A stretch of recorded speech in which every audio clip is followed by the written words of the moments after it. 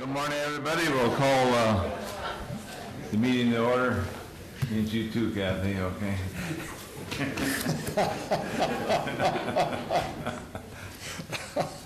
First order of business is approval of the agenda, and I see we got an addition. I move approval with the addition. I'll second that. All in favor? Aye. Are there any citizens to be heard today other than the ones that are on schedule for on the agenda? Okay. If not, we'll move on to employee recognition.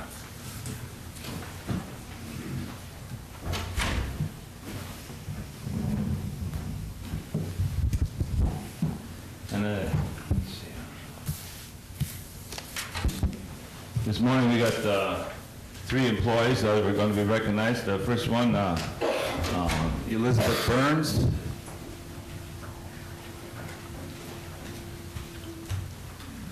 Hello. Good morning, Elizabeth. And this is a presented and grateful recognition of 15 years of outstanding service, dedicated service to Clay County and its citizens. And thank you. She's a support specialist for social services. Thank you. Thank you.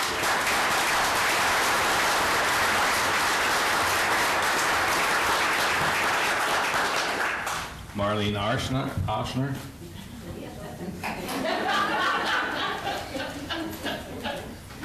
Just about goofed that one up a little bit. No, that's all right.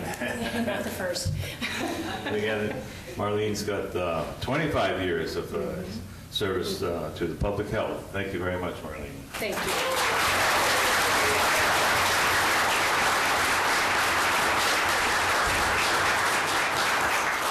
And moving up the line, 30 years of service, Tim Magnuson.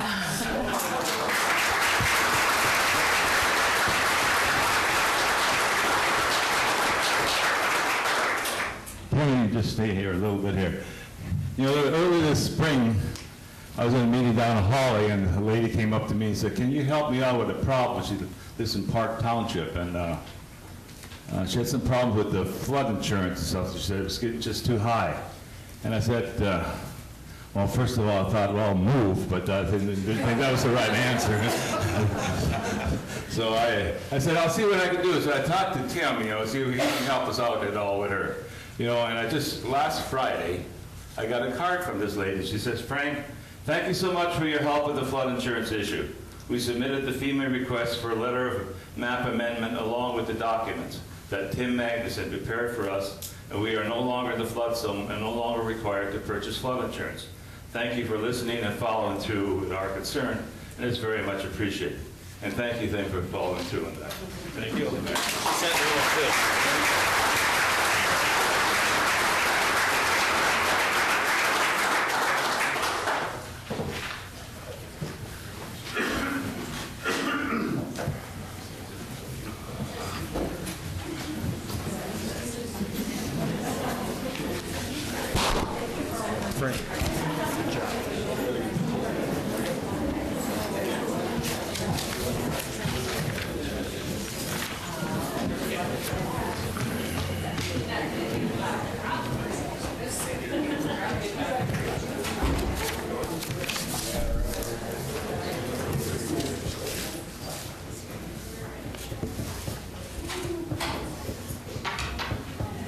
Okay, we'll move on with the approval of the minutes for July 21st and July 28th.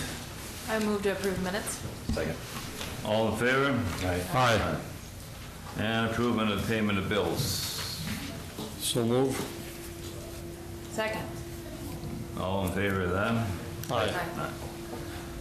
Okay, next thing we'll do the University of Minnesota Extension recognition at Linden Farms for the contribution to the Clay County 4-H. Beverly, are you going to take care of that for us here? Nancy. And then Nancy. How are you? Jane. Good morning, Commissioners. Good morning. Brian, Vicki, it's good to be back. I know everyone except you, Commissioner. I'm Nancy Frosacker. I began my career here in Clay County 35 years ago in Extension. And so this is like a home for me, and the only good thing today is I'm not asking the board for money. And so that feels really good. But instead, we're here to recognize some very special people that have made a very, very great contribution to 4-H here in Clay County. So on behalf of the University of... Nancy, can you speak into the mic so that the listening audience can... This mic? Please? Oh, Yeah. sure. There's people watching this outside. Oh, great. Wonderful. You're on Okay. TV. Yeah. So on behalf of the University of Minnesota Foundation and the University of Minnesota Extension, we would like to thank you, commissioners, for allowing us to publicly recognize the Glendon Farms and the Donald Grant family. As I said, the Donald Grant family has made a sizable contribution that you are going to hear about shortly. This started back in about 2008. 4-H was introducing science and technology to many 4-H projects, and so we were very excited to have these projects available and really wanting to take it to the next step. And we knew that we had to look somewhere, someplace, to be able to partner with people, to be able to have the right staff, the volunteers, the equipment. And so we started talking, and we started looking around, and we turned to John Everett, hence the reason John is with us today, because John was very instrumental in helping Becky Harrington and myself approach one of the Glendon Farm members, Willie Jacobson, to ask them if they would like to know more about Clay County 4-H and the STEM program. Their uncle, Donald Grant, was a longtime farmer here in Clay County, a very successful farmer, and he was also a great extension supporter and believed in 4-H. And because of that, we were able to move forward with the Glendon Farms. And so at this time, I would like to call 4 of the people forward: Willie Jacobson, Dr. Jean Sanders, Carol Backey, and I don't know, is Jean here? Jean Treadwell? I'm good. Okay, well, one of the 3 of you come forward, please. I think so, Brad.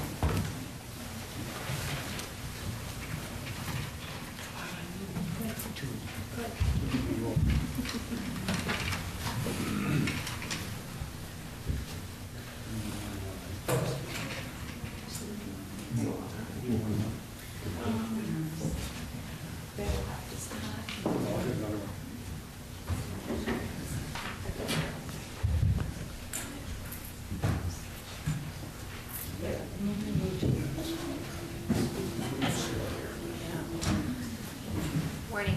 Good morning. In addition to the Glendon Farms in front of you, we also are pleased to have with us today our Dean and Director, Bev Durgan. And Bev is going to present the certificates this morning and explain a little bit about this generous contribution that Clay County 4-H has received. Like trade places.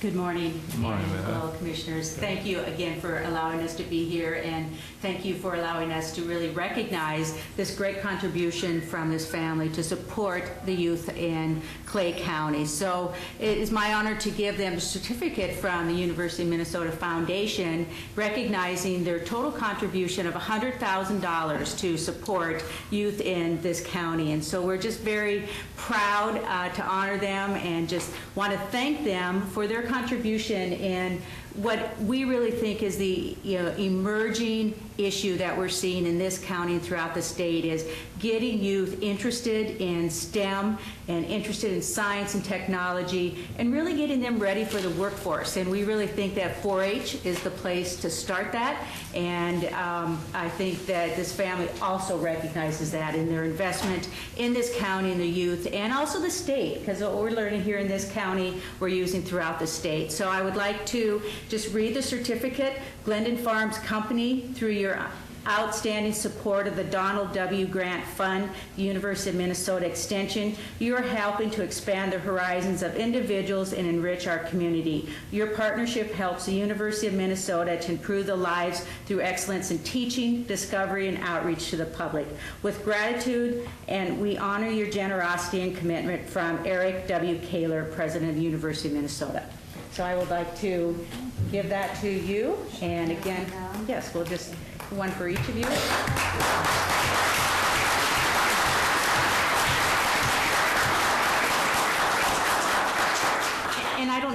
have time, but I know the family would like to, if you would like to say a few words about why you have done this and what you hope to see from their contribution to this county. Thank you, go ahead. Thank you very much. Well, first of all, we'd like to thank and congratulate Clay County Cooperative Extension for the excellent job that they've done over the period that this has been in place in sponsoring and making this program come to fruition. I had an opportunity earlier to see this program work in another state, particularly where we had a large urban population and a need for young people to be able to get projects other than the classical 4-H projects that we think about, raise an animal, raise a garden, et cetera. And considering our nation's need for more people in the STEM areas, we thought this was an obvious way to make this happen at the beginning level. And obviously, young people, the idea of discovery science and this sort of thing starts at a relatively young age. And so I was really, having had a little success with this in my former life, I was really eager to have an opportunity for our family to get involved in this, particularly since we had a chance to name it after our uncle, who was the former president of our family company. Because Don was a forward-thinking man, and he realized that sound science, the sort of thing that's done at the University of Minnesota, done at North Dakota State University, was the backbone of modern agriculture. And all you have to do is take a look at the difference in this valley from the time when I was a kid and how it looks right now to see what that sort of effort has done essentially to the industry. And so speaking for all of us, and particularly myself, I guess I would say that we were very happy to be able to participate in that. I also would like to acknowledge the good work of our Secretary-Treasurer, Willie Jacobson here, who is local in this community and was very active in terms of making the nuts and bolts of all of this thing work, because having been involved in raising money for universities, I know it takes a person on the ground to put it all together, working with the people in Extension. And Dean Dorgan, we're very glad to have you here today. I've known Dean Dorgan for a number of years, and it's always good to see her again. And we want to thank you again for making this happen on your end. Thank you so much. Well, thank you so much for your contribution. That's definitely a great asset to Clay County. And if I could, I would like to introduce one more group. You see them in the back of the room, our Clay County Aquatics Robotics team. And it really is, that's really what it's all about, is to, support those 4-H'ers. So,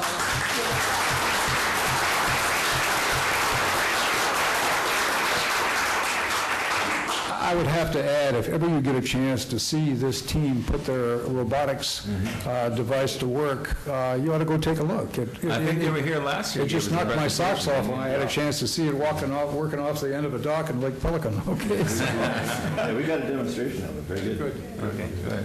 Well, speaking on behalf of the commissioners, but also as a 4-H parent for Clay County, I want to thank you for your commitment to enriching the lives of the students that are involved in 4-H. And I've observed amazing things that these young people have done, and just want to extend my thank you as well. Thank you. Okay. And Mr. Chairman, I want to echo those words. At 4-H, I was on that committee for a long time, and recently gave it up for Commissioner Mojo to be on there, and Commissioner Everett. But in addition, while we have this opportunity, I want to say to Beverly that we're thrilled to have a regional office here in Moorhead. And having that here also helps us in obtaining these types of things. That's a perfect example of what's going on today for the youth of the county. And I really like your comments about it's so much more than the old style of what people knew about 4-H. It's more than cows and chickens. It's really learning the importance of science. Right? So I think you're spot on what you said. I used to comment that modern agriculture is a lot more than cows, plows, and sows. Okay, so I think that's very much so. Okay. I think, too, that the configuration of the time spent with the students, it's no longer a 4-H club meeting in the evening. It's after school when these kids really need supervision and help. That is, I think, a key factor in your program. It's really important. Okay. Thank you. Thank you so much. Thank you. Thank you. Yes. As Master Blanchard said.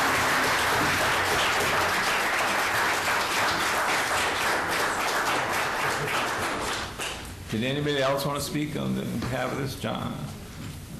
Okay. John, did you want to say some words? Sure, everybody remembers John Everett, a long time. Commissioner? Yes, I was privileged to be to accompany some of Nancy and others as we went out and met for the first time with the family. Was it 10 years ago? How long? 10 years ago. And we were very pleased with their response, and their response obviously has continued over these 10 years, and it's been marvelous. And the program is exciting, and there's a lot of things that can be done with it yet. I was just at the Meeker County Fair where my grandson was entered in the Rudy Goldberg project, which is part of the STEM program, and I want to encourage the 4-H here to look at that project as well. So there are lots of things under STEM that 4-H should be doing, and we're really pleased that this family has saw fit to benefit our county like it has. So thank you very much to the Grant family. Thank you, John. John.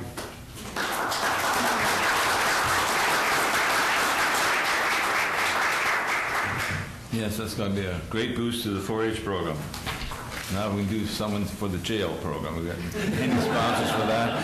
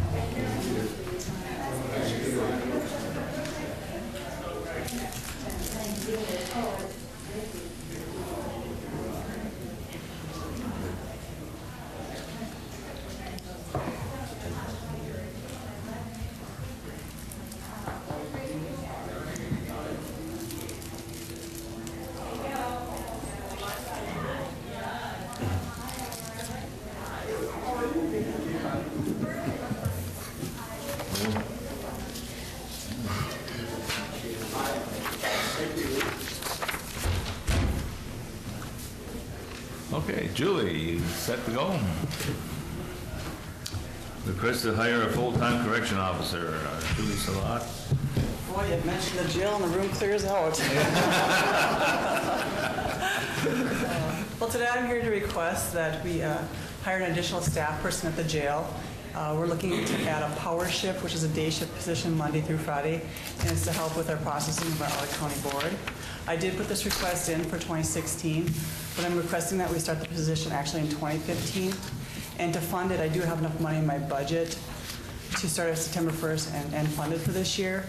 I had some vacancies this year, which left us some savings on our full-time as well as some part-time money. So I can fund it for this year, and I'm hoping that you will approve that today and consider it again for 2016.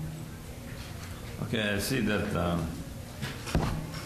our average bookings, I know we were always talking about 30 a day, and now we're back up to even our number of people go out are from up to 45 now, I guess, something like that. So. This year alone, we've averaged 33 inmates out a day. In July, it's been over 40. Today, we have 41 inmates out of county. Okay. Kevin, did you have something?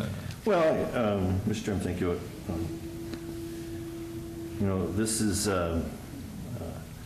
This is just another example of the crying need for a new facility. Yes.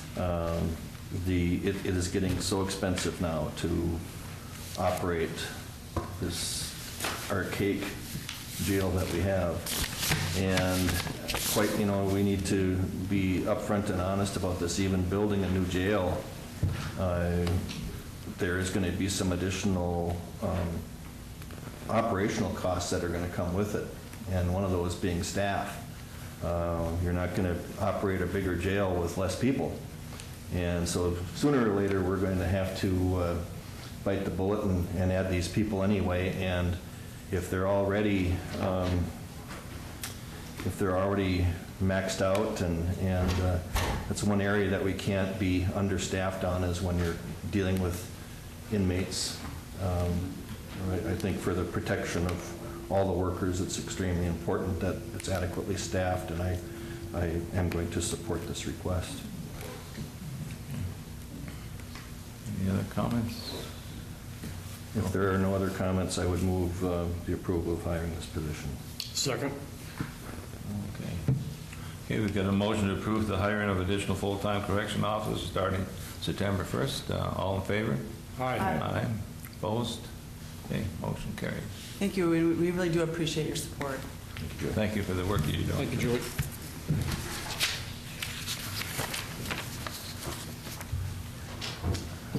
Tim, a request to purchase replacement equipment for interactive video conference center in the Family Service Center. Good morning. Morning, Tim.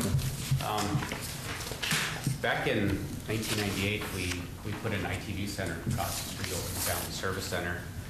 And we basically haven't replaced anything in that room since. The camera was replaced back in 2002 due to a technology change, but otherwise, the rest of that equipment in there is 17 years old and outdated. So I'm asking for approval to replace that equipment. What we're looking at is replacing the main codec, the camera, the video conference camera, the displays. We're still using Sony CRT TVs in that room. Yeah. And so we're looking at replacing all that and doing some rearranging in the room also. We're looking at spending a little under $20,000 for the technology. Okay. And you have that in your internal service? Internal services, correct. This internal service fund, what is that? Is that your fund, or is that the whole county's fund, or is that a... Well, Mr. Chairman, explain that to me. Mr. Chairman, maybe I can Go give a ahead, word thank for you. Appreciate that. Our accountant. Typically, any time that we enter into a purchase of a major capital expenditure or something that has a life that would exceed 3 years, we typically, when we buy that, then we set money aside for its replacement. And that's where the internal service comes from. And so over the time, obviously, I don't know if they kept collecting in the internal service fund since 1999 or whenever we got this. No, I don't think so. If they did, you have a big puddle of money in there. Yes. Okay. But at some point, they should have stopped. Yeah.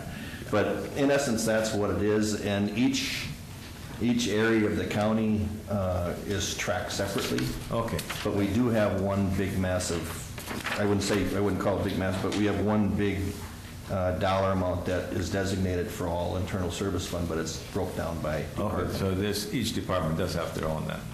Based on their capital needs, yes. Did I say that all right, Brian? I think so, yes, sir. Okay, thank you for that. All right. Mr. Chair, move to approve the request. Okay, I have a motion to approve the request. Do we have a second? I'll second it. With it, I have how often is that used in today's day? Almost every day. It is used every day? Okay. Yes. Okay. Yeah, and the equipment that we're purchasing is also link capable. We put in a link system a couple of years ago, and so it'll be used for more than just ITVs. We'll also be able to do link conferences where they can do collaboration with other counties. And Is that other somewhat agencies. similar to what's in over here in room A? Yeah. Okay. Yep. So we do have the interactive here too? Yep. We have one in meeting room C, a portable unit. Okay. And then we have one down in courts. And courts actually will use ours occasionally too. And then we have the EOC has a ITV site. Thank you. Okay, we got a motion, oh, excuse me, go ahead. Okay, we got a motion and a second to purchase this equipment for $19,987.37. All in favor? Aye. Aye. Opposed? Okay. Motion passed. Thank you. George, you're going to give us an update on the elevator project. Good morning. Good morning, Georgia. The elevator project at the Family Service Center, it's been complete. It was completed actually about 3 to 4 weeks ago. We have not made final payment yet on the project. We're just waiting on a couple forms from a subcontractor, but otherwise the project has been complete, and once we receive the form, we will proceed with final payment to Otis. You'll see down below the bid that was submitted by Otis was $338,316, and then you'll see the additional expenses down below, which were county expenses for the $25,000 for a total of $364. Okay. Did we approve all these additional costs before, or Correct. they've all been approved? Okay. The smaller ones, like the FM floor, the flooring and things like that, we weren't approving as we went along, but the major, the architect and the bills, they were brought to the board. Okay. Mr. Chair, Georgia, you need a motion to pay this Do we have bill? that, Is that what Brian, you're looking for at? final payment? Yes. Okay. I'd like So moved. I'll second that motion. Okay, we have a motion to approve the final payment for the elevator project over the Family Service Center. Can I have a question, please? Go ahead. The, Brian, maybe a question for Brian or Georgia. The Burns Architects are we over, did they go over what we anticipated their fees to be? Yes, Mr. Chair and Commissioner Campbell, you approved a budget not to exceed $15,000 for their contract for the design, and we had discussed it. I don't know if we received approval for the overage, but we did discuss it, and there was discussion with Burns. They wanted to come back for an additional $15,000 contract for the installation, to oversee the installation of the elevator, and we just felt that enough had been spent on the design and that Georgia and Joe would oversee the installation, and did a very, very good job of it, by the way. So are we exceeding the 15 that we said was the limit? Yes, Mr. Chair and Commissioner Campbell, we did exceed the $15,000 contract that we signed, but I can't say we received formal approval. I know we reported on the fact that there would be a slight overrun on it, and we talked about it, I think, in committee too. I'm not sure about that, but it's been a while. That was a year and a half ago that we talked about the design. Did it go through your building committee? Well, I thought we approved that here. At the board, some of it was due to when we bid it the first time, and then they rejected the bids, and then we rebid it, so that we had to redo the RFP the second time. But redoing the RFP doesn't change the level of work that Burns Architect did, would it? Right. You're just rebidding. Well, they rebid it with the general contractor, wasn't part of the second part of the RFP once the bids were redone.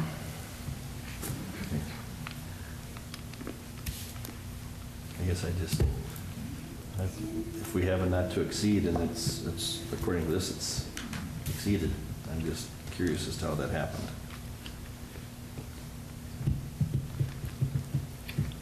Mr. Chair, I guess I don't have a real good explanation of how it exceeded it, other than the fact that they did make some modifications, and well, I don't want to say, we weren't contacted and said that it was $15,000 exactly. They did some modifications, and it did run over, and we reported on that fact. I guess we can't say that we did receive specific approval. That's why it would be nice to see overall approval on this, and frankly, when we realized that the fees were getting, I think, too extreme, that's when we contacted them and told them that we were not needing their services any further on the project. So, I guess I just don't recall where we were informed of it going over the 15, and maybe I just don't recall. Maybe it did happen. I don't recall it, but I think when a board establishes something and they put the terminology not to exceed, it shouldn't exceed. I'm not pointing fingers at anybody, but all of a sudden, I'm seeing $19,233 here, and I'm wondering why.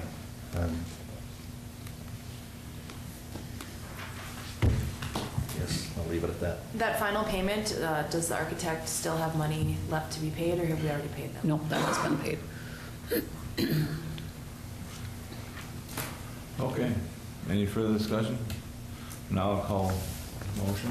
All in favor? Aye. Aye. Opposed? All right. Okay, motion passes 3-1.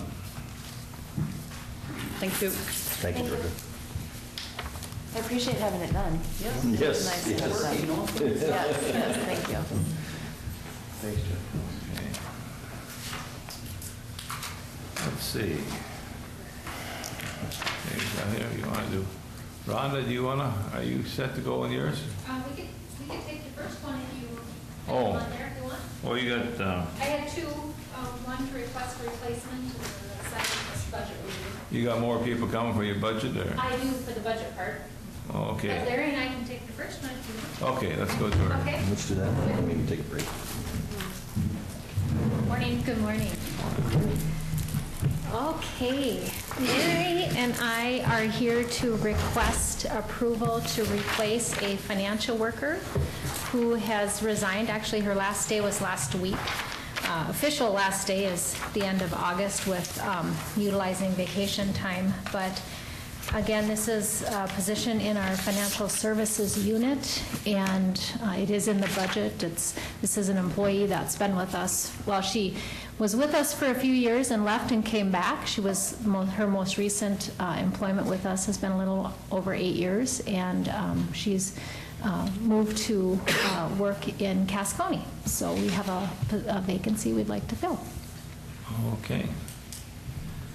I see this half, 50% federal finance. Right, yep, this is a position that does receive that 50% FFP for reimbursement, yep. Okay. I'd move approval with backfill. I'll second that request. Comments? Not? All in favor? Oh, excuse me. Sorry. Was the position in Cass County the same that was in Clay County? And if so, is it a financial choice? For her to leave, Right. yeah, it was a supervisory position that was over there, yeah. Okay. All in favor of the motion? Aye. Right.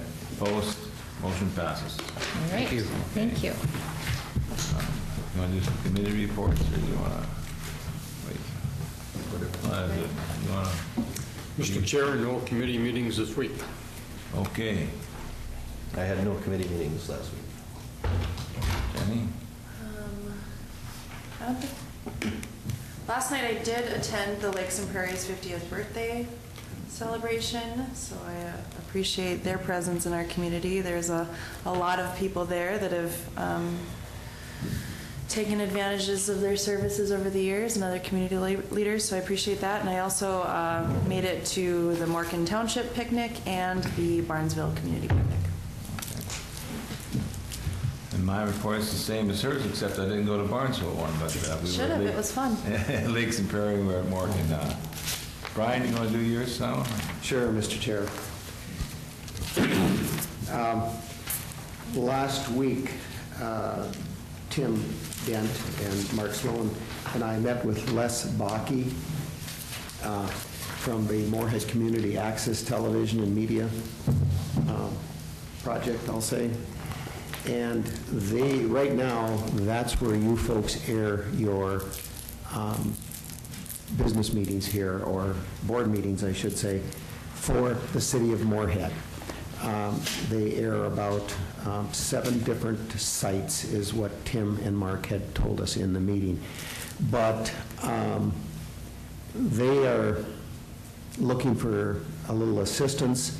They're possibly wanting to rent some office space or space in the mall is what they were kind of looking at, but they were looking to see if they could garner enough revenue, additional revenue to pay for that. So we discussed this and told them we'd bring it to your folks' attention. Mark is doing some research, Mark and Tim are doing some research in regards to the viewing numbers and things, because we discussed the fact that even though it's covered in the city of Moorhead, we feel maybe there's more of a rural audience, and also we have it direct online.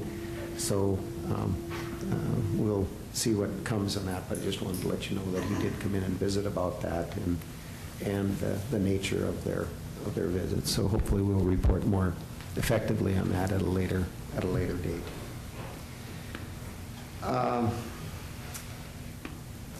We had Lori and I had several budget reviews with the departments, and we didn't pick up on this when the public health was in for their presentation. Maybe you folks did, but Lori or I did not.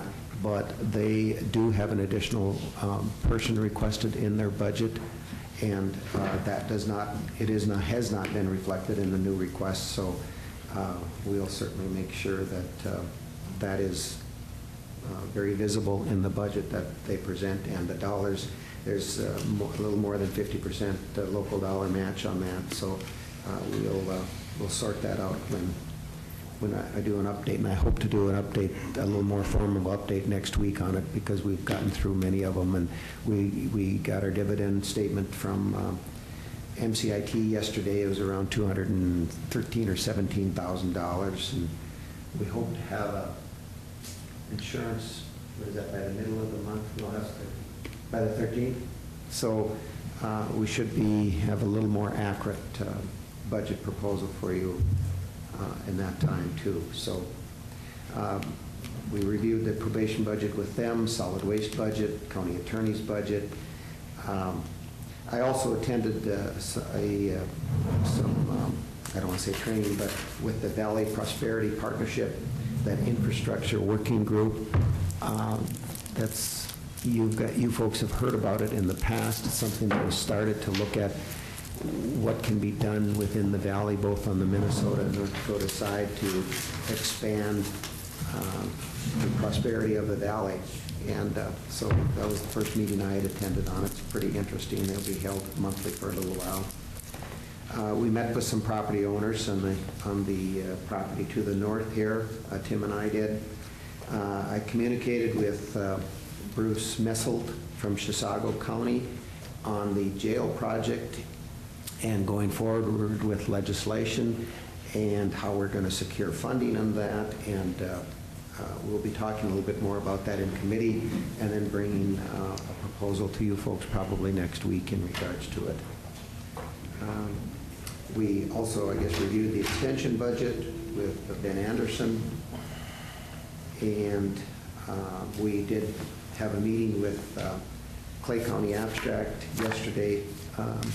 Jenny and Tim and I referenced coordinating closing documentation and all of that. I think it went extremely well, and we hope to work with Clay County Abstract for the closing process. And I attended the Lakes and Prairie's 50th birthday yesterday afternoon for a little bit. So, Mr. Chair, that's about it. That MCIT dividend, that's almost $70,000 less than it was last year, wasn't it? Yeah, that would sound about right. In fact, in recent years, and Lori said that, gee, she was surprised to see it that much, because what they have done is they've lowered the premiums, and so it cuts back on their excess funds at the end of the year. So the premiums have been lowered, and the dividend has been lowered. I think about 2 or 3 years ago, we were high as over $400,000 with the dividend on it. So we're just overpaying. We were overpaying, that's exactly right, yeah. So they've lowered their premium, or I don't know if it's a premium, I talk insurance, it's an intergovernmental trust, so in fact it is not an insurance company, but you pay the premium and they cover your losses, and then they give you back something of what you don't spend, so. Kevin, yes? Yeah, I want to go back to the buyout dollars for any potential buyouts for properties. That would be for the jail and law enforcement center. And I still want to make sure that whatever method that we use and whatever resolutions that we do in accordance with acceptable for the state for it to be included in reimbursements down the road as part of our total project. And I'm referring to if we look to go to the state for another method of funding for the jail other than property taxes, that all expenditures will qualify for reimbursement. I'm really concerned that we do that right, and I hope that's researched prior to us making any resolutions. And Mr. Chair, in regards to that, Jenny and I have had recent conversation about the wordage, and I did express the concern that you have expressed several times in regards to the proper wording of any wordage that would go on the initiative and the vote that would take place. And also, we will be very particular about that with the resolutions that you pass that includes the property buyouts, so that they can be included in the bonding bill. And also, Mr. Chair, we do have one additional item. I don't know when you want to address that in regards to the buyouts. So. Well, we can address that now, or Dave, let's address the buyout now, as long as we're talking about it. Okay.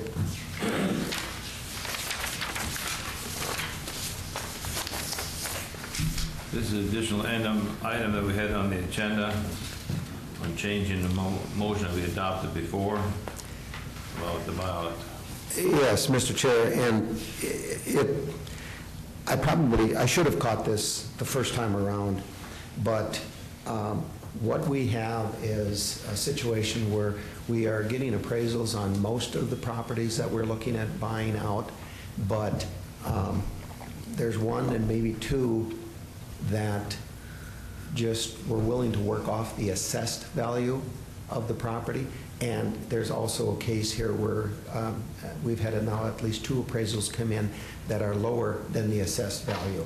And I guess in discussions, we feel that what our assessor's office are doing, whether it be the city and the county, but either way, that the people have a reasonable right to think that is the fair market value of their property. And we would like your permission to work off of either the assessed value or the appraised value. And Tim and I go back and forth on the wordage of this, but both establish a fair market value, one by appraisal and one by assessed value. And we would like the flexibility to work off either the appraised value or the assessed value. And am I making myself clear on what the appraised value and the assessed? Okay. You are. My question is, what are you, when you say you and Tim are going back and forth on the wordage, is it? Just on what fair market value is. Oh, okay. And then one more point, excuse me. We are absorbing any of those appraisal costs, correct? Yes, we are. In the closing? Yes, we are. Right. Yes. Mm-hmm. We are absorbing all closing costs, and the appraisal is one of those. Okay. So. I think this is going to be the first of a few that are going to come before us with odd issues. And I agree with this, and I quite frankly, I can't see how if an appraised value by a private appraiser comes in less than the appraised assessed value by the county. Keep in mind that there was still an appraisal done that creates that assessed value that the county does. And if we have determined that and we've been billing them based on that value, then we certainly should be giving them that value. Yeah. And so I fully support the proposal. Mr. Chair? Yes. I move the proposed motion as presented by our administrator. Okay, we have a motion to approve to amend the motion we proposed before, that we will now include the appraised value or the assessed value of the residence. Do I have a second? I'll second that motion be adopted. Okay, we have a motion second. Any further discussion? I just want to note that I didn't vote for the original motion, but I will vote for the amendment. So noted. All in favor? Aye. Opposed? Thank you. Thank you, Mr. Motion carried.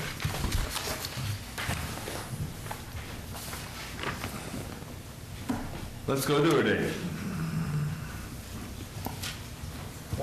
Morning.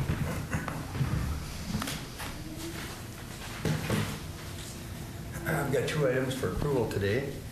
First item being final contract voucher for our paving project was a little delayed due to some labor compliance issues, which is completely out of our hands.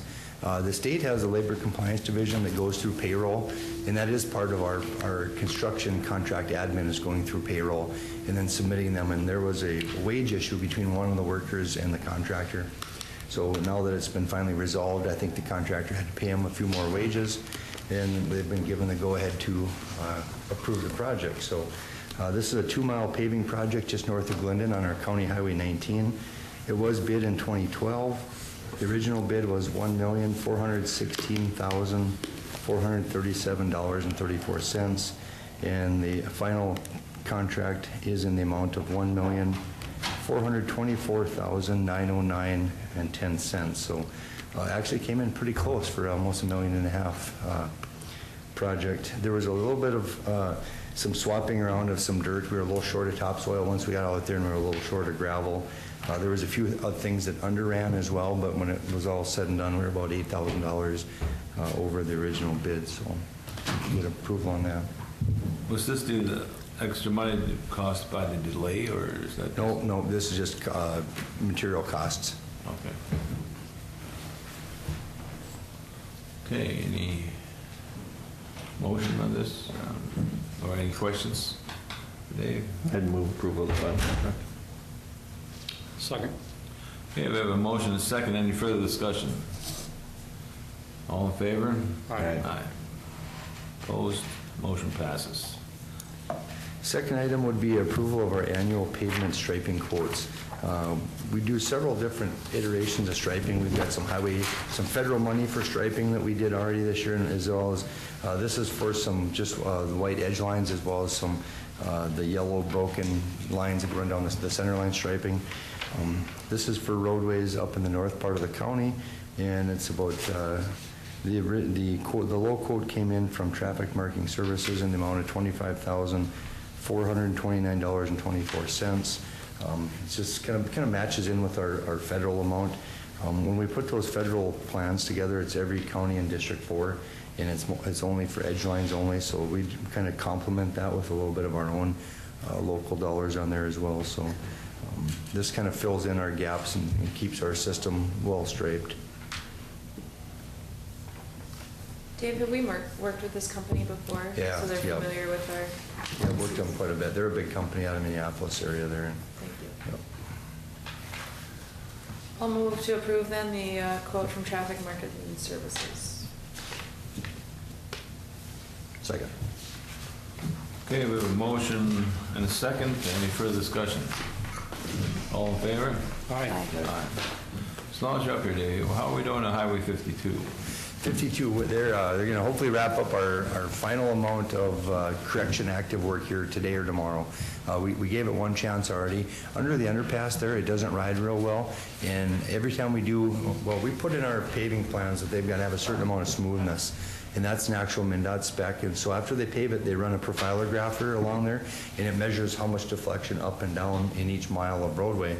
And there's certain limits on that, and if they go over that, they get a deduction, and when they go over a certain threshold, it's actually a corrective work has to happen. Something has to be done. You don't just get a deduct. So in the area underneath the bridge there, it skinnies up because we weren't able to take the bridge out, as well as there's a couple of manholes down there, and it is kind of a difficult area, and they had a hard time with it. It's got too much bumps in there. They did a little bit of grinding work on there last week, and they rerun the profile. It didn't work, so now I think it's either today or tomorrow they're going to actually mill it out and repave it. So that's what's hanging that thing up. Otherwise, it would have been open probably 2 weeks ago. So we're hoping by the end of the week, if they can get that thing milled and re-overlaid under there, finish the striping work, and I would say maybe within a week. It would sure be nice to get that done before Potato Days. I know that yeah, people absolutely. Like I said, I would think we're going to be done with that thing within, hopefully they'll get it. They didn't send their most experienced crew up here. We did have a hard time kind of getting things along the whole project. There's some issues with approaches and things as well. There were some areas that held water after they were done. They've ground and fixed most of those areas. I think they're going to send a little better crew up to fix this last little area, and if they can get it done, we'll stripe it and open it up. Mm-hmm. Thank you. Okay, we'll take a short break here before we continue. Okay. We all set to continue on here? All right. You got your group here? Okay. Yeah, I'm in the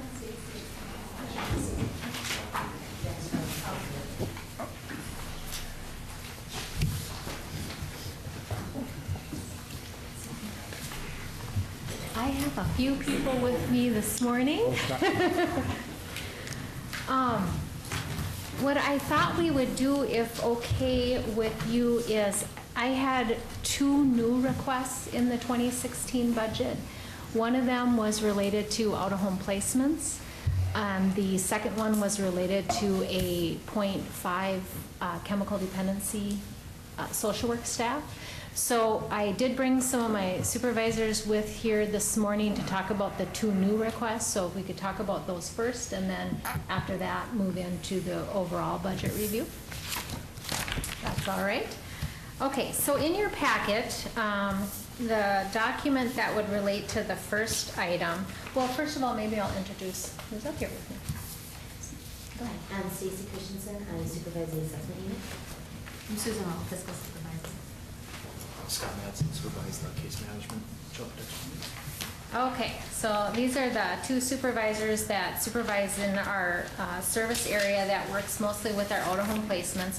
So in your packet, if we could look at this document that looks like this, Clay County Social Services new budget item requests, it's $150,000 I have on there for out-of-home placement. What I decided to do this year, in years past, if the out-of-home placement lines were looking like we needed to add additional funds, I would add it in the overall budget request. But because of what we're seeing in the trends, I didn't change any of the budget for out-of-home placements from 2015 to 2016. And I thought we should talk about it just as a new request because our trends are really going high, and I thought it would be a good separate discussion to see what the board would like to do with out-of-home placements. So the grid that you have, if we could just walk through it a little bit, what it's sharing with you is that the actual dollars that we spent in out-of-home placements. Now, out-of-home placements are budgeted in like 26 different areas in the detail of the budget. We have to do brass code reporting, so depending on the type of placement the child is in, we pay in one area. If it's another type of placement, we pay in another. So they're spread throughout the budget area. So overall, you can see in 2010, we spent, a little over 2.3 million, and you'll see it across.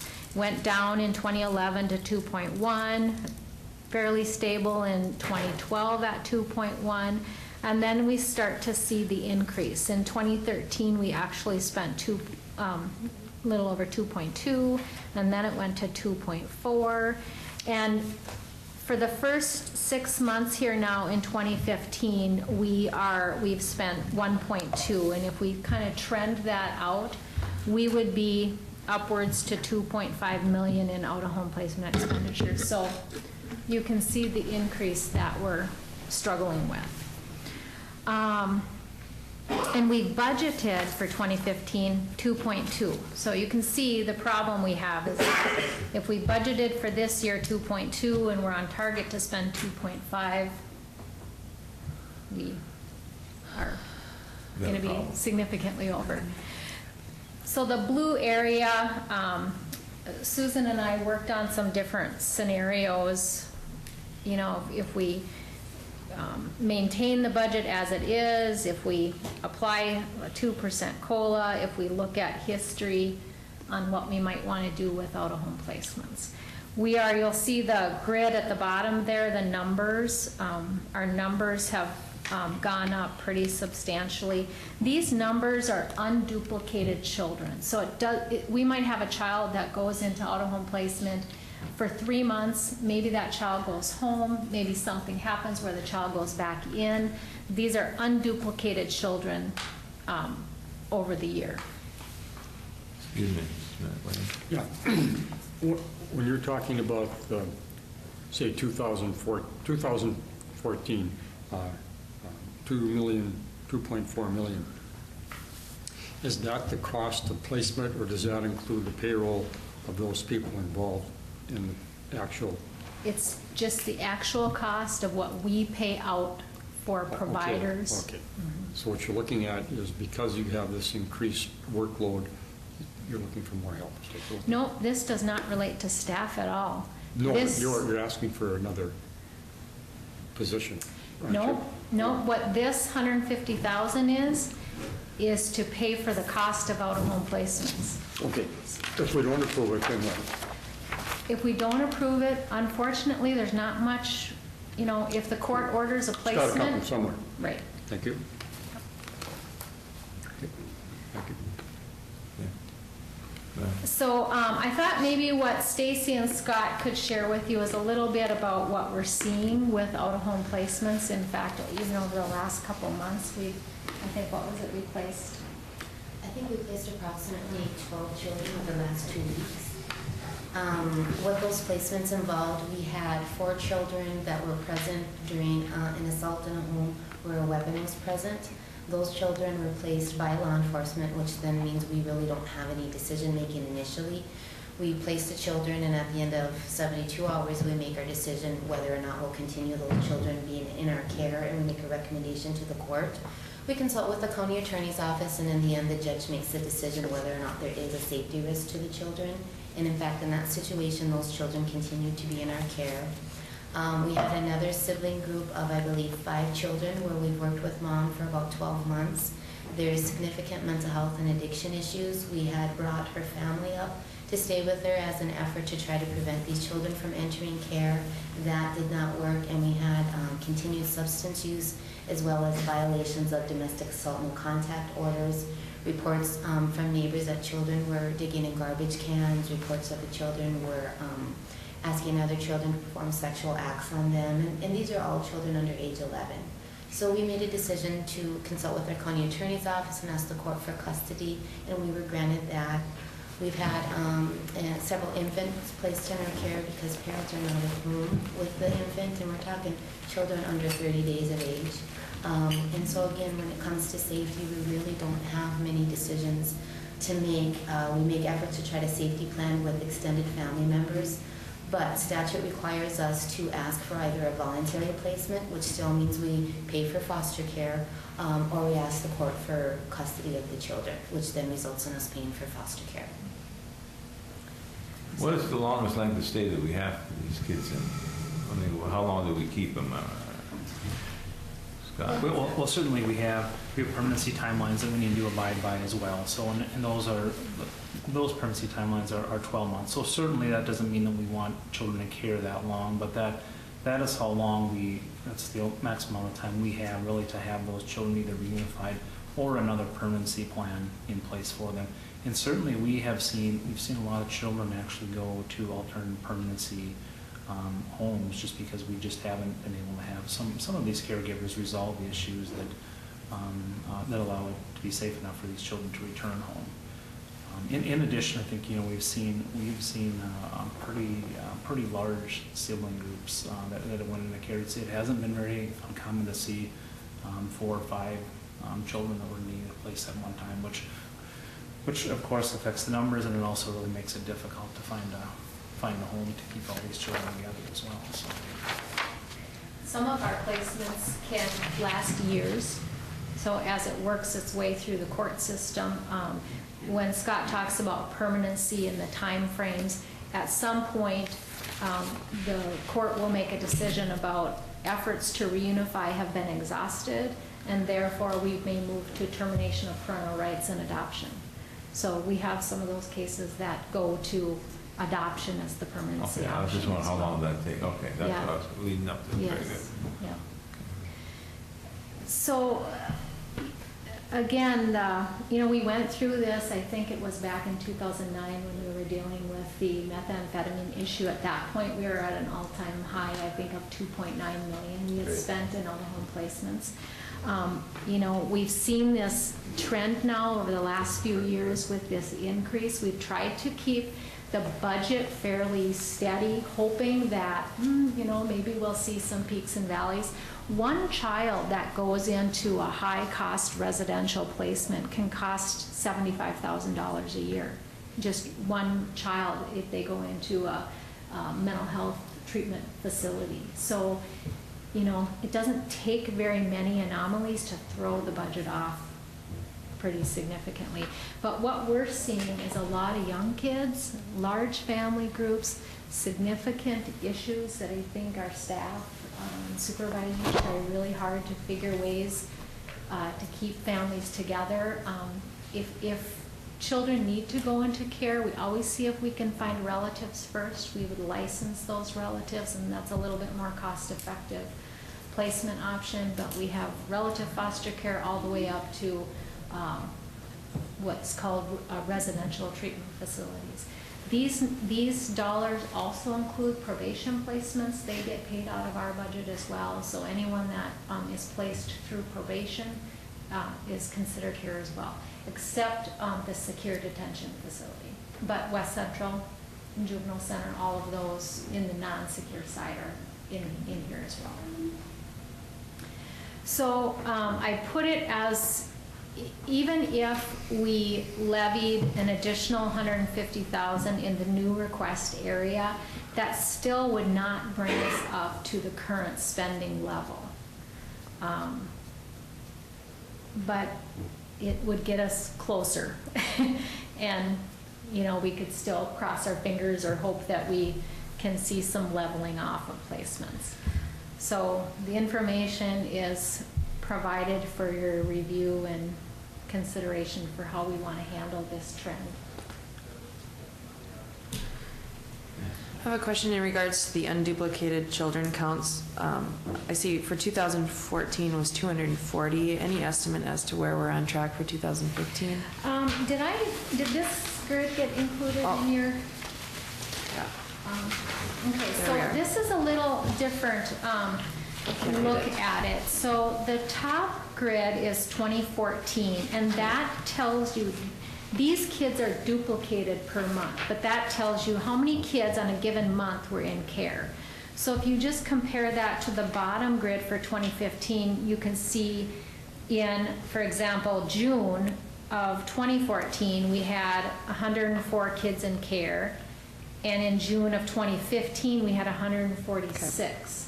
So this trend, our trend for 2015 is even higher than 2014. There's how many kids per month we're having in care. Okay, so when you say that the 150,000 is the low request based on the current trends for 2014 or 2000 trend for 2015? Well, what we did, so in the blue area, and Susan, maybe you could talk a little bit about how we calculated this out. In the blue area, the first blue column is the 2016 with no change, so we just used the 15 again. The next column, we just applied the 2% COLA and added that. The third column over, we used the 18-month trend. So what we did is took the 2014 actual and then the first 6 months of 2015. Okay. And then projected that out. And then the last column, we did the same thing, but then added a 2% COLA. Thank you. Mr. Go ahead. Do the providers all work off of a COLA? For foster care rates, oftentimes the state applies a COLA to the base rates, and Okay. so it's just what we have to So pay. the foster care rates are established by the state? Yes. Okay. And then maybe to add, West Central, I think they received approval from the board for some rate adjustments as well from 2015 to 16 for their programs. So, I mean, of course, it's good for them to look at the rates, but that will impact what we pay on this end as well. And a lot of the other providers like West Central that are in the state that we use from time to time, many of them apply rate adjustments as well. And so if we use their facilities.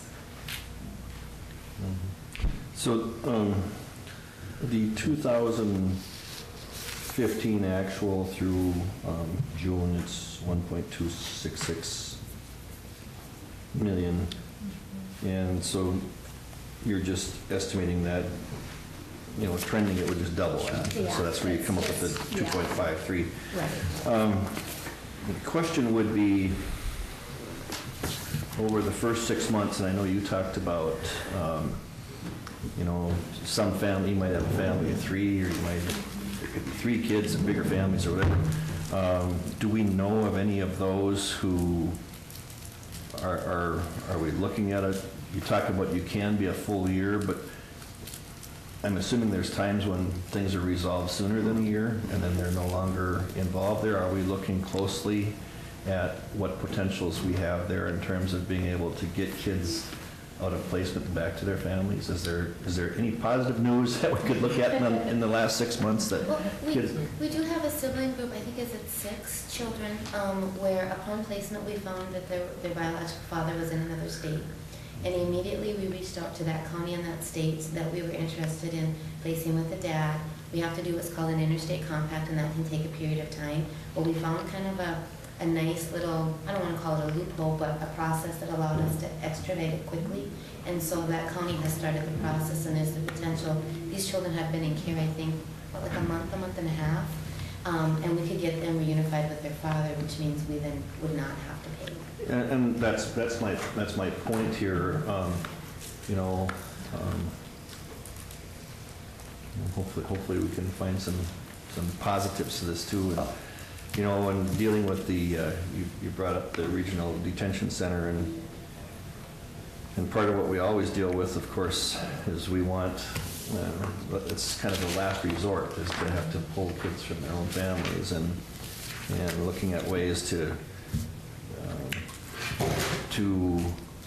get them back with their original family, I think in a lot of cases can be good. I know there's some instances, I don't like hearing these things about parents running around threatening with guns in their houses with children. They don't belong there, you know. But the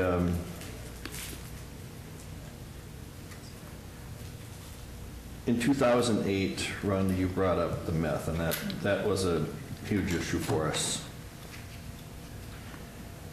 And, you know, based on a lot of state actions and county actions, we were able to really knock that down.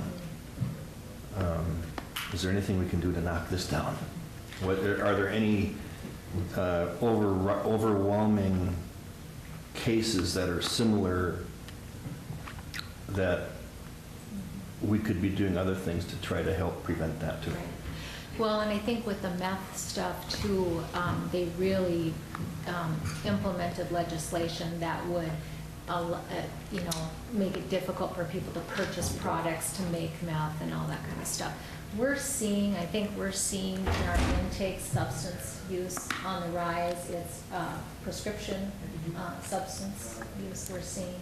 I don't know if you guys are seeing other specific substances that are coming through, but. You know, I think a large, portion that we see actually is alcohol-related, meth-related, and then the prescription opiates. And so it is difficult for opiates that are illegally purchased somewhere that someone had through a prescription. We, the concern I have is that with the governor's task force and the legislative activity and kind of flurry in our state over child protection this last year, that this is going to increase. I think we have more people reporting. We have legislation that allows us to look back a little bit more than we used to. We're already seeing the increase in the intakes since some of that legislation. And I think our state is looking at it in a little different eye and looking at our performance in assessing safety. And anecdotally, I feel that we're going to end up seeing more kids in care. Our court is going to identify kids at risk and more kids in care. We actually did a phone consult with the Metro County yesterday and described some of what we're seeing with our assessments and some of our responses. And they actually feel that we're seeing more high-risk cases than they've seen in the past year. So I think right now just our community is at a point where we just are seeing a variety of high-risk factors for the children. Regarding budget requests, and Brian, probably to you, this child care situation is going to increase. That's a given, with the mental health issues and everything, and I think we all understand that. Say the board does not go along with your budget request, and it goes over, then it comes out of reserves, right, because we have to pay for it. Or if we give you your budget request, which we more than likely will, and it goes over, still comes out of reserves, doesn't it? So either way, we have to pay for it, and that's kind of reiterating what I said a few minutes ago. So, and from the mental health issue, and I know Scott and I are on Children's Mental Health Local Advisory Council and the adult one, this is going to go up. How much state help or federal help do we get out of this? Directly for out-of-home placements, not a lot. So if a child goes into a care, one of the things we first assess is whether the child's eligible for some federal funding to support the out-of-home placement. It's called 4E. Those standards are based on income levels from 1996. So even families that are currently on public assistance may not be eligible for that funding because the standards are so low. So over the years, that federal support for placements has gone down. We can assess parental fees, maybe. So for example, if a child is placed out of the home and there's a child support payment, maybe that's being made, we can receive some of the child support payments. The child's on Social Security, we can collect some of the Social Security to help pay for the placements. But overall, our revenue to support placements has gone down over the years as well. Rhonda, with what you just said, if child support continues to be paid, who's it being paid to if the guardian is now our foster? Right. Where's the child support going? Well, it will get redirected to us to help pay for the cost of care. It does? Yeah. But Okay. the cost of care and what you get in some of those payments is quite a span. But And they have to be able to pay the child support too. Yes, correct. Somebody sitting in jail probably isn't going to be paying Right. child support. So we, for example, I could just tell you, our revenue for 2014, we received $444,000, about $445,000, and we spent $2.4 million. So, I think we'll have to strongly look at this, and we need to do our budget right come September, even by our preliminary levy. But I think we'll have to look at this along with everything else as it goes forward and try to come up with a plan that can work for everybody. right. So just so it's, again, I put it in the new area so that we could have the conversation. At this point, what's budgeted in the regular 2016 budget is $2.2 million. So I kept it status quo from current year, so. So you have right now, and I'm going off of this sheet that was handed out to us by our administrator at our last budget meeting. And so there was a 5.84% total social service increase prior, and that does not include this. Well, my percent increase I show is 3.19%, and I can go over that in the budget review. Okay, we can see. Yeah, but so in the new area, so no, the out-of-home placements is not included in that, it's in the new area.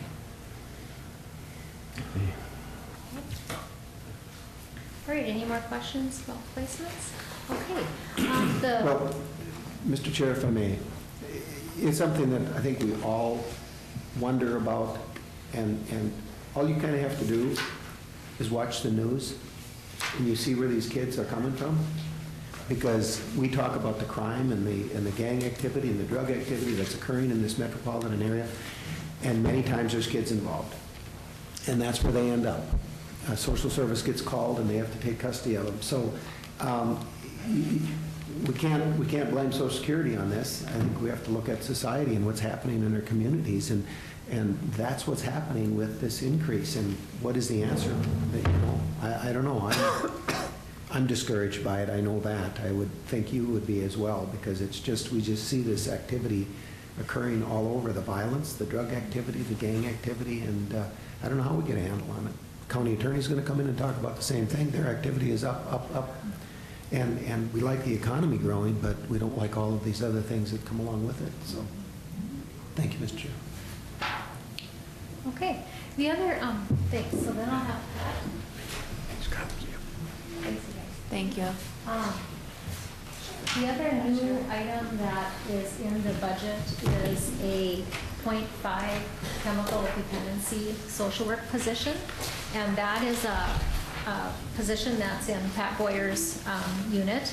And Pat provided some information in your packet.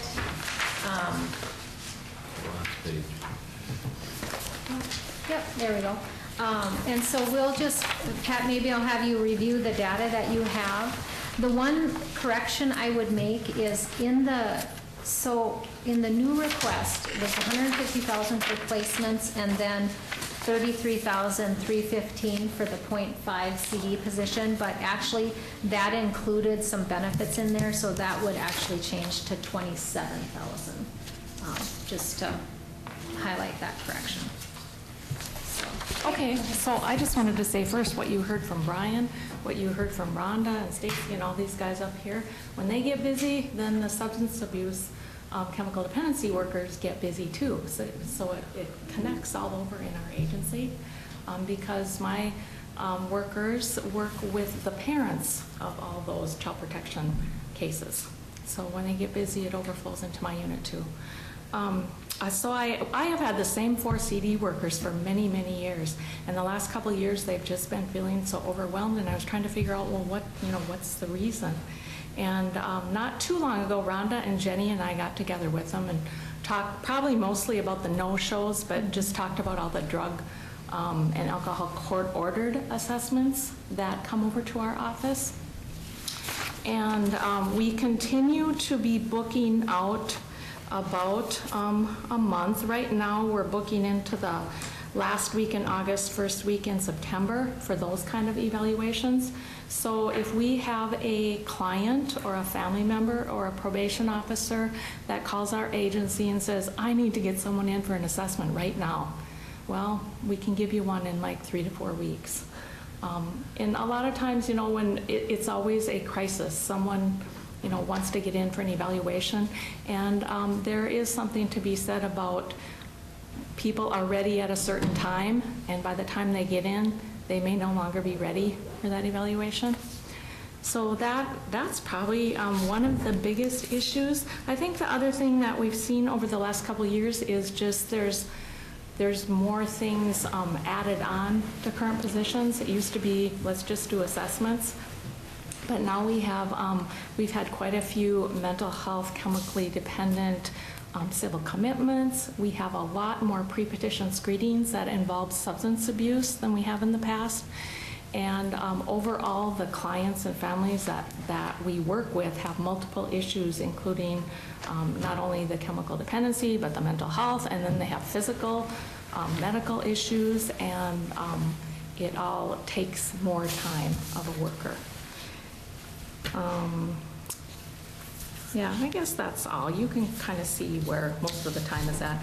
If we have, we work with people who have chronic chemical dependency too, and those people take up quite a bit of time because they are in and out of placement many, many times, and we're required, if they're eligible, we have to place them.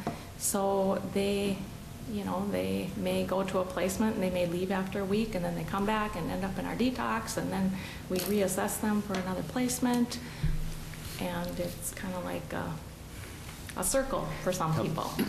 They continue to be placed. Thank you, Mr. Chair. Pat, 2 questions. First of all, what kind of educational background does a person have to have for this position? It's a county agency social worker, Minnesota Merit System position. Okay, so a person has to have a social worker degree. How many of these people are looking for a half-time job without benefits? Yeah, I don't know. That will be the tough part. Okay, you're asking for a .5. It seems to me everything that's going on, if you ask for a full 1 FTE, you would certainly have a better pool of candidates to look at. Somebody who gets full-time pay and benefits. What are you going to get? Who's going to look for a half-time job? Well, you know, we were just trying to figure out what we thought we could reasonably come to the board with, considering everything else. I understand that, but... The one thing that we thought about is, you know, it either could be a .5 position, or we could look at a contracting out scenario, where it's just contract out and we pay per assessment that they do. You know, we'd have to be creative. The other thing I was thinking about is, earlier this year, the board had approved a .5 adult protection position and a .5 child welfare position. We have not filled those. It was going to be one position, but .5 and .5. So we were strategizing about maybe reorganizing how that looks, and the .5 actually being in child welfare. I guess what I'm saying, just yeah. looking at the statistics here, this is going to almost grow exponentially. This is not going to go down. This is going to continue on up. Unless we can get a handle on substance abuse in the community, Well, right? That's, Yeah. but is that the role of social services to do that? Or is that the role of law enforcement? I think it's a community issue. It's a community. Community, okay. How do we compare our county, not that'll make our numbers go down, but what do other counties, is it because we're border, is it because we just got a heavier population, or do we compare to other counties? I mean, there's Norman, Becker County, they all have these same problems that, as far as extra placements? I would guess that we have more of an issue with the border issue. And anybody that also commits a crime in Clay County, then they end up on probation in Clay County, and then they're court-ordered an evaluation with us, even though they might have come from Fargo. And then when they might have to settle in Clay County because even though they were a Fargo resident. So I think we get some of those issues. And then some people just go back and forth. You know, they might live in Fargo for a while, and then they might come over here. And So you think it is the border? I mean, it has a lot to do with it. I think it does, yeah. Okay. Yeah, in regards to Commissioner Ingersoll's comments about why are we doing a half and why not a full, if the concern is the ability to find somebody who's willing to do that, I firmly believe today that there are a lot of people who are reaching closer to retirement age who still have professional backgrounds, such as myself, that might be interested in something lesser than a full-time job. There's a lot of it out there. There's a lot of people, professional people. They're not finding them. Well, they haven't even tried, Wayne, because we're just now going to talk about the half-time position. And we actually, one of our supervisors that retired last year, actually, we have brought her back part-time to do some work in our another contracted area. We were fortunate in that regard. There definitely are struggles with it. We're not sure how it would work, but we're willing to try to get any additional staff time. I understand. Mr. Chairman, if I'm looking at the, Pat, I'm looking at your report here, and I'm looking at the total service coordination hours from July of 14 to June of 15 is 3,017. And the same thing from July 13 to 14 was 3,083. To me, that says the numbers have gone down in hours. And the same happens for Rule 25. Right. So if the hours have gone down, what am I missing here? I think it's because they're doing all this other work, so they're not able to focus on this. Because when I started gathering, I thought, oh, the number of screens are going to go way up, you know, trend way up over the last couple of years, and they're not. And I think it's all the additional work that comes with substance abuse and families and people calling our office that I think it has taken away from. So do we need to relook at how we're doing this? So are we having people at that skill level doing something that maybe something more at a different level could be doing? Are we? Well, we already use our case aid for all the kind of tasks that don't have to be a social worker, and she's also pretty overwhelmed. She does all the scheduling, and she takes a lot of phone calls from people calling in about evaluations. And we can always look at that again. But yeah, I was surprised, just as you were. Pat, did you also have one of your staff out on a medical leave during the 2014 and 15? We did, So- yeah, for like a month she was Okay. out, yeah. So did just work not get done then? It just waited, yeah, a lot of it just waited. I mean, people got pushed off more than for The waiting evaluations. lists, waiting time. Less evaluations. Jenny? Thank you, Mr. Chair. I do see that the hours went down, but we are still dealing with 4 to 5 week lead times, are we not? I mean, I think that is an indicator to me that an additional person is needed more than anything. If you have someone with chemical dependency issues and we're telling them to wait 4 to 5 weeks, a lot of negative things can happen in that time frame. And I do see the importance of when they're ready for help, oftentimes that window is very narrow. In regards to the halftime, it makes sense to advertise for halftime, and there may be some people nearing retirement that are interested in halftime, but the reality is we have a good amount of halftime positions that we cannot fill and for a good amount of time. And so I would encourage us to look at contracting with other agencies as to how we can fill that gap, because I know that our budget may not be able to support a full-time, but I definitely think that we can't wait 6 months advertising a halftime position. We also, if I could add, this year, so there is a roster employee that has been working in detox, and has the training and the qualifications to do assessments. So we were experimenting a little bit with having her do some of our assessments, and then some of those assessments we can bill for insurance reimbursement.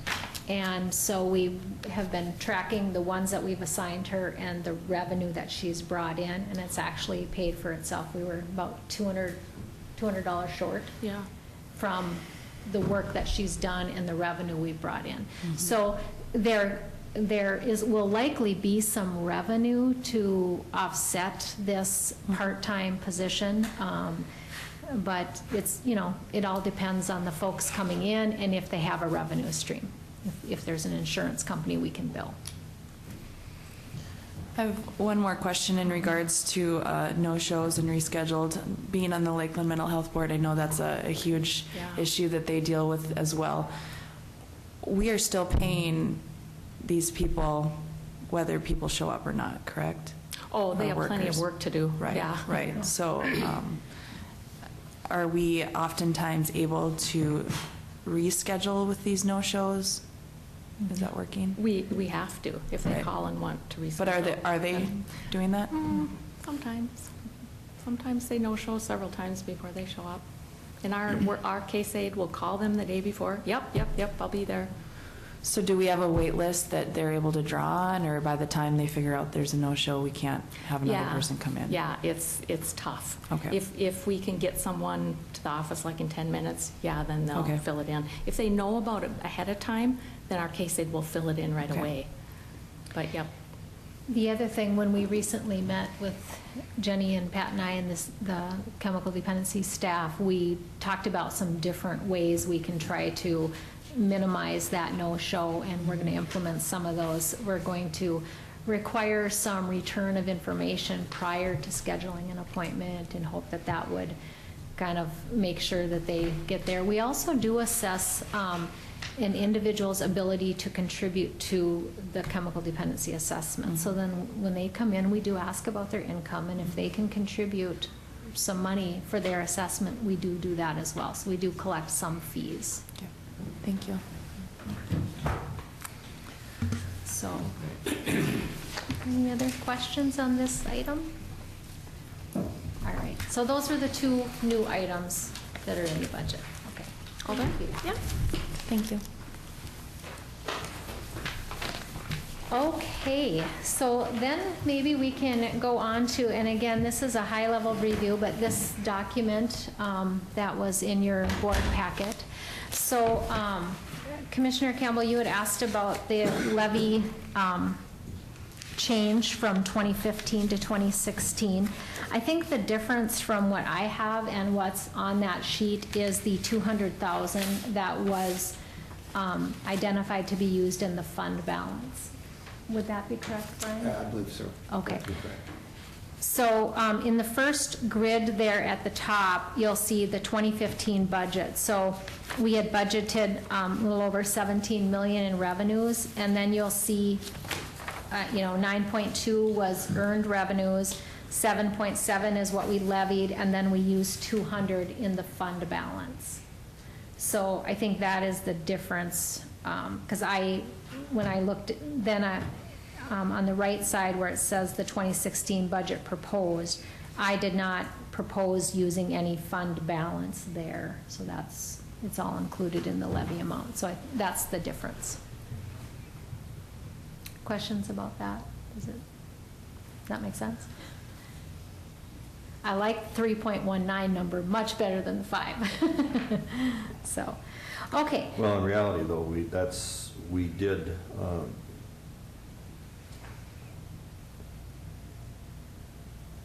the levy increase. The reason that we took 200 was because you had revenues over expenditures from before. Correct. Yep. That was So, the basis for that decision. Yep. So we didn't. You could say we took it out of reserve, but we basically got more money than we spent the previous year. Yeah. So we applied that. Right.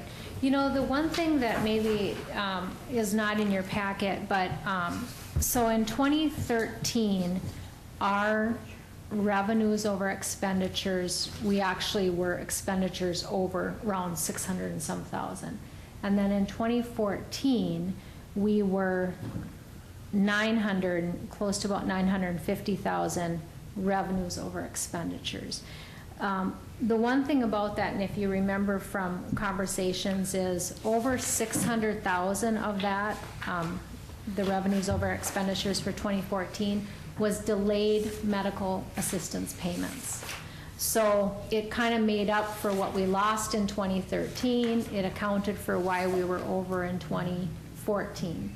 The other big item that impacted that revenues over expenditures in 2014 was the detox payback. We budgeted over 400 and some thousand for detox, and they paid us back 207,000 of that. So that was another impact as to why that 2014 looked the way it did. So just for some background information. And I didn't include this in the packet, but this kind of outlines some of those revenues in the detox. See that.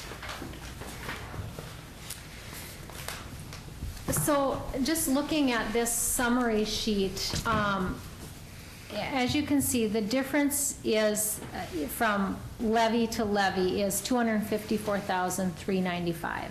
And if you go down on the summary sheet on the right-hand side, there's a number of numbers highlighted in red. Those are really the numbers that are impacting that additional levy request of $254. So the way this is laid out, the light blue section, I don't know if yours is in color. Okay, So the first three categories there, it says on the left-hand side, financial assistance unit administration, child support unit administration, and social service administration. Those are all of where all of the staff get paid, where all of the, you know, computers, the building rent, the equipment, supplies, all of that kind of stuff.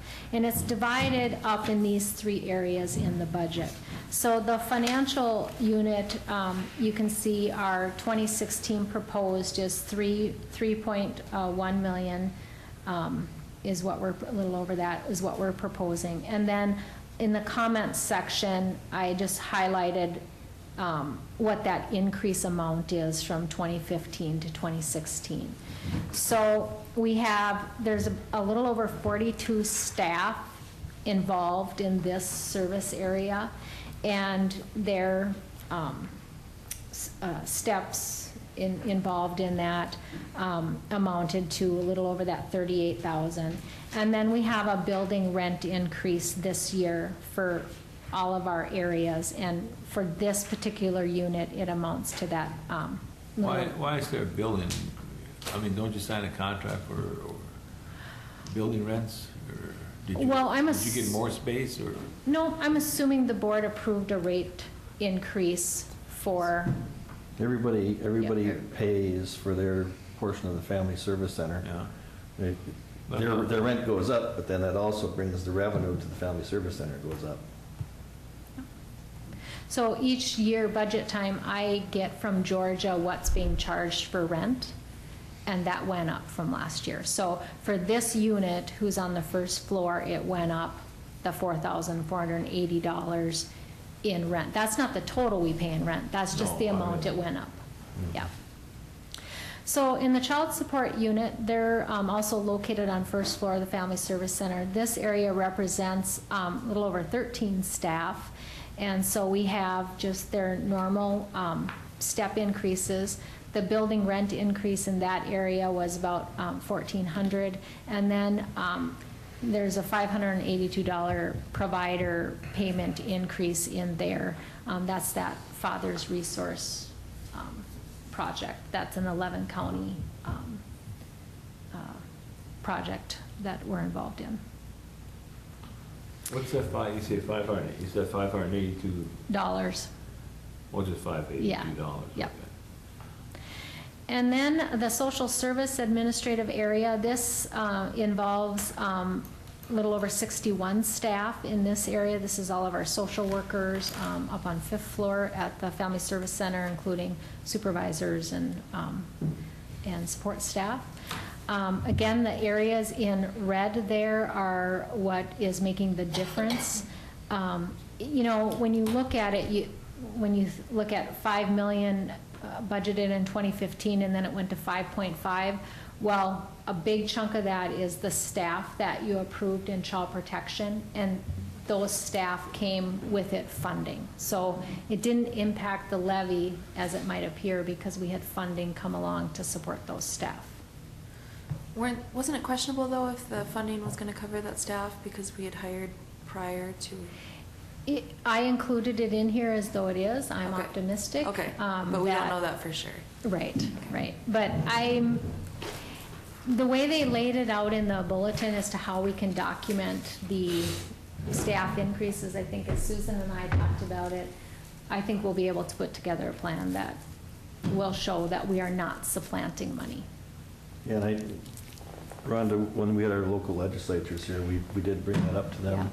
Yeah. And so if you are running into trouble, make sure you talk with them. Yeah, I definitely will, and I appreciate, I was listening and I heard that you brought that up, and I think that was good to do. So, yeah, so the 137 that's listed there in red, again, involves those 61 staff step adjustments from year to year.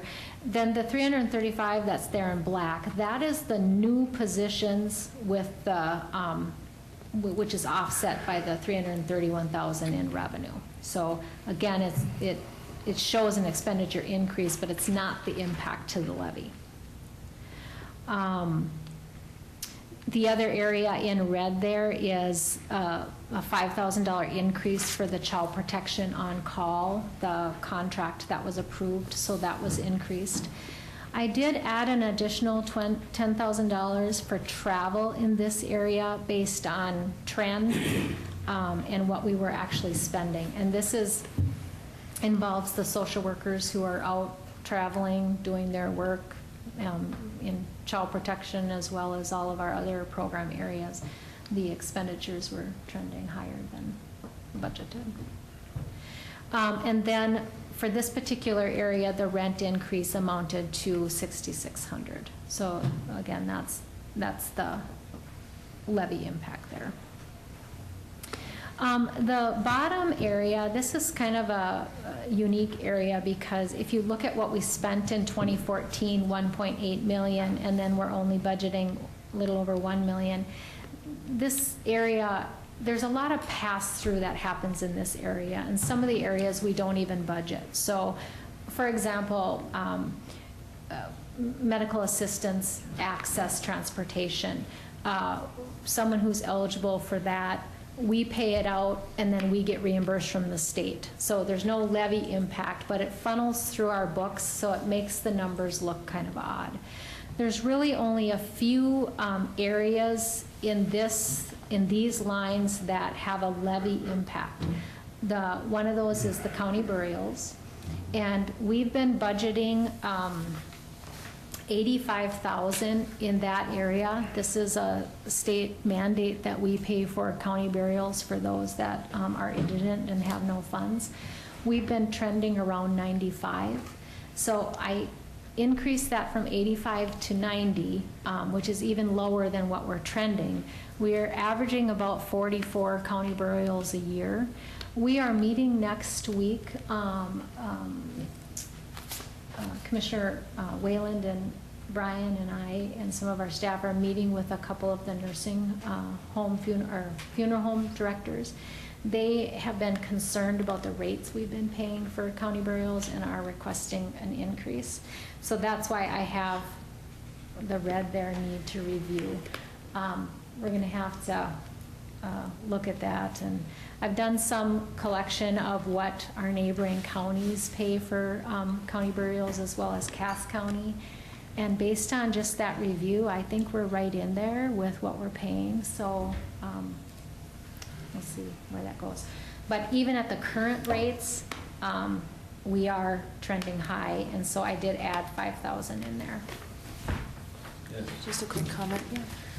It seems like that number is fair, I think. Mm-hmm. For basic services, I definitely think that number is fair. Okay, good. Thank you.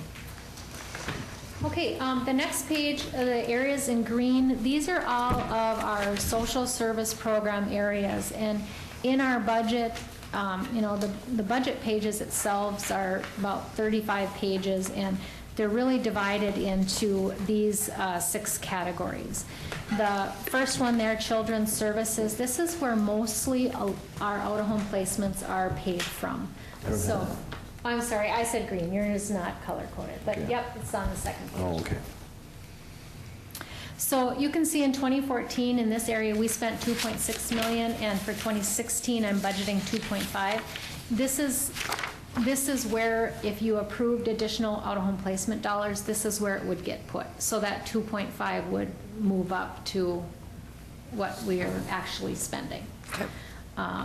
So we also did have some small grant decreases from the state, and in order to not create a levy impact, I did reduce some of the expenditures accordingly so that we could minimize the impact on the levy. They weren't huge reductions, and it's not uncommon that we see some of these grants go up and down a few $1,000s here and there from year to year because it's based on formulas.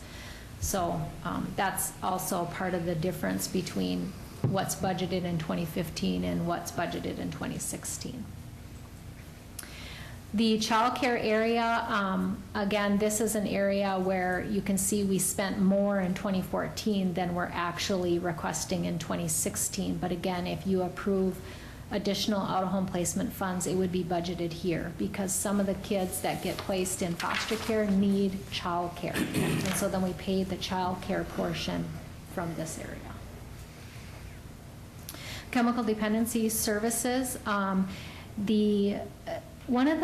this is an area that I'll need to spend a little more time looking at, but you'll see in 2014 we spent $518,000, but in 2016 I'm budgeting $845,000. So why the difference? Well, the difference is the things noted in black there. We had in 2014 we had an unusual lower year in paying for our share of chemical dependency treatments for those who need treatment. We have a 22.9% share for every dollar spent. And it was unusually low in compared to previous years. So we need to do some looking at that to determine why. So we ended up having $103,000 lower in expenditures than what we budgeted from 2014. So that's one area. The other is that large detox payback. I think we budgeted about $466,000 for detox in 2014, and they billed $266. So we got a payback of the $207. But their 2016 budget, they are requesting an increase from 2015 to 16 of the $34,000. So that's the levy. That's the levy impact. So I don't know. We'll be talking about that. More conversation, I think, on the detox, and I did submit their budget for the packet. Mental health services, you'll see an increase there. Really the only adjustment in this area is I did apply a 2% increase to some of our contracted providers. And that in this particular service area amounted to that $3,180. I did not apply a 2% to all of the contracted providers. Some of them we felt that they could do some rate adjustments but still manage within the budget that we have. So it was just some of the providers, and they were noted. I think in your packet I provided that list of them. Providers. We did have some under expending in this area in 2014. One of the areas is in our mental health case management, which would seem strange when we talk about all the needs in mental health. This is where we contract with some of our providers in the community to provide case management for people who are eligible. We've done some shifting of moving folks from MA to managed care, therefore less reliance on the county when we can, so that we can maximize third-party billing. So we did have some savings there, but one of the things I need to do is look at a rate adjustment for some of those contracted services. So I think that I kept the budget at the same level, even though we underspent in 2014 in that area. And then Rule 5s, we budget for placements, like I said, in 26 different places in the budget. We may not have a Rule 5 placement at all, but they all may be in foster care. So even though we underspent $82,000 in this mental health area, we actually spent it up in the children's services area. So it looks a little strange, but. Okay, the last two areas, developmental disability services. Actually, in this whole area, we did have some underspending from 2014. The biggest part of that impacts the levy is the second one there, $51,394. This is that program area that we've actually reduced over the last couple years in terms of county levy dollars. It's one of those that it's for employment support for people with disabilities. And so if services are authorized and an individual goes into the hospital and they don't use their service, then we underspend. So we try to manage the budget, and the workers in that area will actually over encumber because we know that sometimes people will end up being hospitalized and therefore not use all their allocation. But we did underspend in that area for 2014.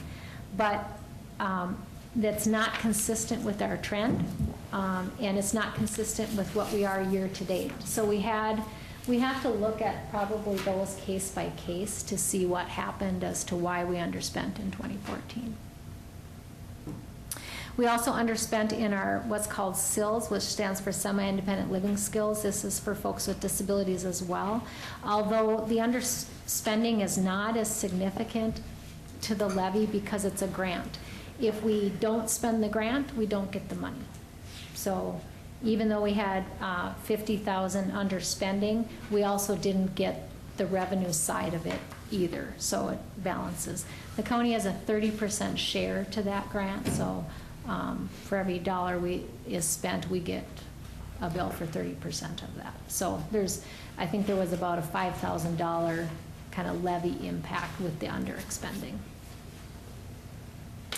And then we also had some underspending in our family support grant, but that's a total pass-through. So we can underspend $100,000 and it would look strange, but then we don't get the revenue either. So it's just a pass-through to our budget. So we had some underspending in that area. And then adult services, the only increase there is the provider 2% that were applied in that service area. So, with all of that, I'm sure you will have questions as we go. Sometimes looking at the detail can help explain more why things look the way they are, but I've kind of found that this seems to be the best way to lay out the budget without having to thumb through 35 pages. But is there any specific questions or information you'd want me to bring to a later meeting with more detail? Well, sure, you and Brian will have to work this out. I have a meeting this afternoon with him. Oh, okay. Well, I just want to make a comment or two. We always seem to budget our current year budget based on the previous year budget. At some point in time, we also have to be taking a look at how was our prior budget to actual. It's a component that we still need to look at. Was our budget last year even adequate? Were we over? Were we under? So some of these, through this process, we're going to learn some of this stuff, and getting updated year-to-date numbers would be helpful. Mm-hmm. Yeah, and that's why I added the 2014 actuals to kind of give that comparison. But yeah. Okay. Thank you. Any other? Thank you. Thank you. Thank you.